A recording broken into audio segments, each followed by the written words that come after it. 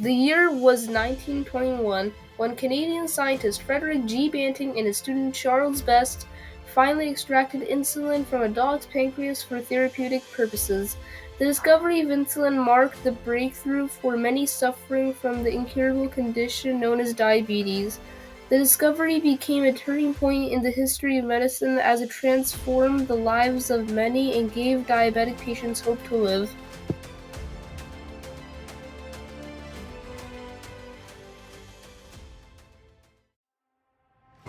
There is a long history of the disease that Banting and his fellow scientists created a medicine for, diabetes. Diabetes, or diabetes mellitus, is a devastating disease in which the pancreas does not make enough insulin or the cells in the body become unresponsive to the insulin's effects. The pancreas is an organ in the digestive system that helps control insulin, which is a hormone vital for maintaining stable blood sugar levels. Diabetes has been present for centuries, and the earliest description of diabetes came from ancient Egypt as early as 1550 BC in the Eborus papyrus. Diabetes and its treatments were then stated in the ancient Indian medicinal text, the Ayurveda, around 1500 BC. Then, in the 2nd century AD, a Greek surgeon named Artaeus of Cappadocia devised the term diabetes, meaning to pass through, as he noted that diabetes causes a constant flow of urine. In the 1000s, a Persian polymath named Avicenna described diabetes in full detail and explained its differing complications and said that different seeds could treat diabetes, but only for a short amount of time. The next important discovery in the advancement of diabetes occurred in 1869 when a German physiologist named Paul Langerhans first described and isolated a cluster of cells in the pancreas that were subsequently found to secrete insulin. This was known as the islets of Langerhans. The islets of Langerhans laid the foundation for the discovery of insulin, and this was when insulin began to be known. Then, in 1889, two German physiologists named Oskar Minkowski and Joseph von Mering started to build on Langerhans' work. Their experiments consisted of removing the pancreas of a laboratory dog. Once they did this, they discovered that the dog developed a disease indistinguishable from diabetes. This was when they knew that there was a connection between the pancreas and insulin, resulting in diabetes. Because of this newfound knowledge, physicians and doctors tried to find the best treatments for this disease. Surgeons Frederick Madison Allen and Elliot Jocelyn prescribed fasting and calorie-restricted diets for diabetic patients. These calorie-restricted diets were more commonly known as starvation diets, as the people who were on them barely ate anything.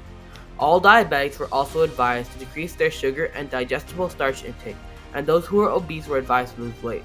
This resulted in mild improvement of symptoms such as the incidence of a diabetic coma among children.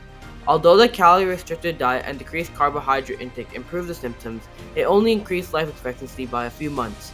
Because of all these diets were only working for a short amount of time, somebody needed to find a way to make a longer-lasting, stronger medicine to fight diabetes. Well-established diabetics would not live long. They would die within 3 to 7 days, generally speaking, because of ketoacidosis, an terminal event in the metabolic derangement of the carbohydrate metabolism. The discovery of insulin began in 1920 by a Canadian physician named Frederick Grant Banting. He was working as a demonstrator at a medical school in London, Toronto. He found a magazine called Surgery, Gynecology, and Obstetrics while preparing for a presentation and read an article about the islets of Langerhans and pancreatic lithiasis. Reading this article lit a light bulb in Banting's head and he came up with an idea. His idea was to extract insulin from a dog's pancreas, which then he could use on a human subject and see if it would decrease glucose levels. Later that year, Banting approached Scottish physiologist John James Rickard MacLeod at the University of Toronto about his thoughts on insulin and diabetes. After much persistence and persuasion, Banting got MacLeod to give him materials. MacLeod gave Banting a lab, a student assistant, and some laboratory dogs. In May of 1921, 29-year-old Frederick G. Banting and his assistant, 22-year-old Charles Best, who was also a student at the University of Toronto at the time, started their research on Banting's idea. Later that year, they were able to successfully extract insulin. This was a historical discovery that could change the way millions of people with diabetes lived, but it wasn't over yet. The two scientists still had a lot of work to do. They invited a biochemist at the University of Toronto, James Bertrand Culp, to help them with the research. J.J.R. Macleod decided to actively help as well.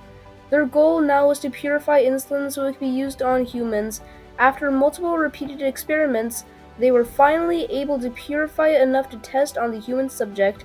That human subject was a 14-year-old Canadian boy named Leonard Thompson who was fatally ill with diabetes in the Toronto General Hospital.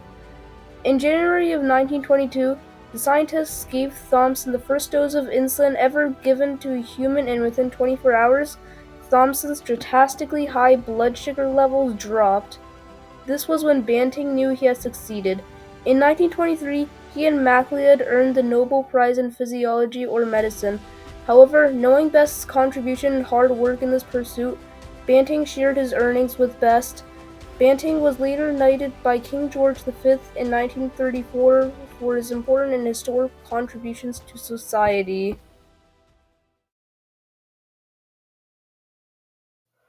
The world changed dramatically after the discovery of insulin.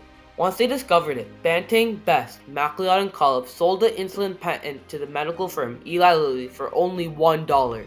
They did this because they thought it was unethical to gain profit from a discovery that could save lives.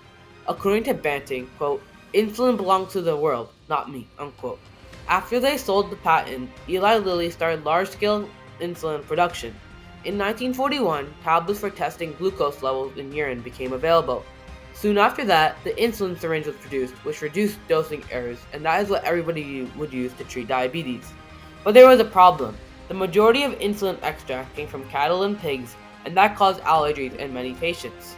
So, a company called Genentech made the first genetically engineered synthetic human insulin using E. coli bacteria. It was produced in 1978, and Eli Lilly commercialized this new type of insulin in 1982, calling it Humulin.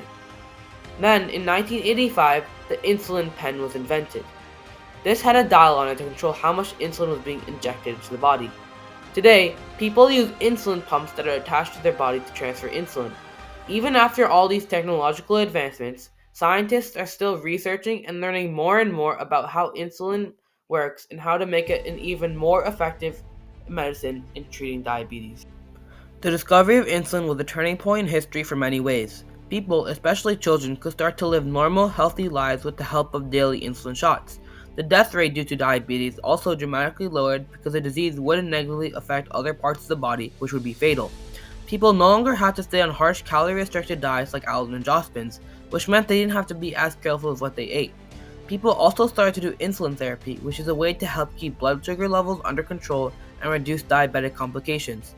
It has helped so many people by giving them more freedom, the ability to do the things they enjoy, and a wider variety of job opportunities. It has also made way for more technological advancements in the field of diabetes and insulin, exponentially increasing the well-being of diabetics. Blindness is gone. Laser and VGF factors have treated that. Trying to bring a substance called hemoglobin A1C back into the normal range has been able to protect people from complications of the disease. So we are living longer with diabetes. We are able to protect them from heart attacks and strokes by using proper medicines or bypass surgery, etc. So a lot of good things have happened too. Since the 1900s, the incidence of diabetes in the world has been increasing constantly.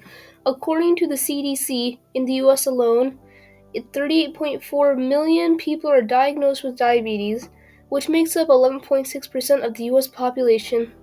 The worldwide population of people diagnosed is 463 million.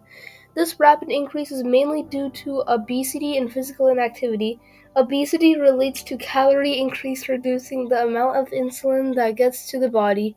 Physical inactivity also reduces the movement of insulin and blood sugar levels, which will result in diabetes. With the rapid increase of diabetics, insulin is becoming more and more vital to the people who need it to survive.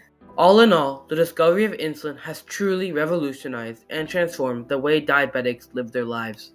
Without this life-changing medicine, our world and the people who strive in it would never be the same.